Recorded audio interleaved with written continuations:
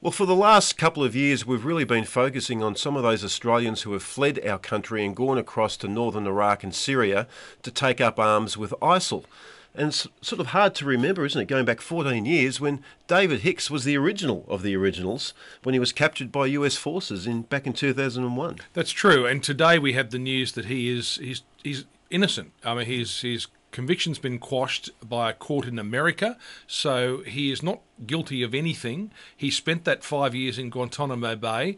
The argument today will be, well, he's an innocent man, but that doesn't mean he's not guilty of having done some pretty awful things and pretty stupid things. Well, lest we forget, have a look at his record. Fought over there in Kosovo. He was involved in the dispute across the Pakistan-Northern India border. He went into Afghanistan and trained with the Taliban and allegedly and claimed that he'd met and had meetings with Osama bin Laden on at least 19 occasions. And then, after he just slipped out of Afghanistan, when he heard about the 9/11 attacks, he went back into Afghanistan to fight with the Taliban. So inspired was he by the attack by Al-Qaeda. Now, clearly, this bloke still has a lot to answer for. We've been seeing this amazing rehabilitation of David Hicks going on for the last few years, to the point where he received a standing ovation when he turned up at the Sydney Writers' Festival the other year. I mean, please, what's going on there? Well, the thing is, look, the way he was imprisoned in Guantanamo Bay without a proper trial and the use of torture and other methods was wrong. There's no doubt that was wrong.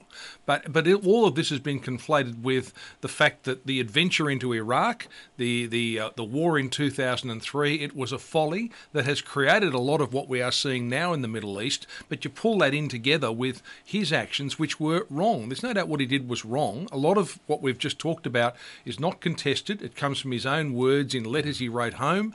Lee Sales, in her book on this, talked about how he was actually engaged in training to set up terrorist cells. Now, he's living a life now as a citizen who has changed and reformed. So let's just leave this, because this idea of turning him into some sort of a martyr needs to be put into some sort of context. He may be legally innocent, but what has not happened today is he's not been absolved of the guilt of what he actually did. That's right.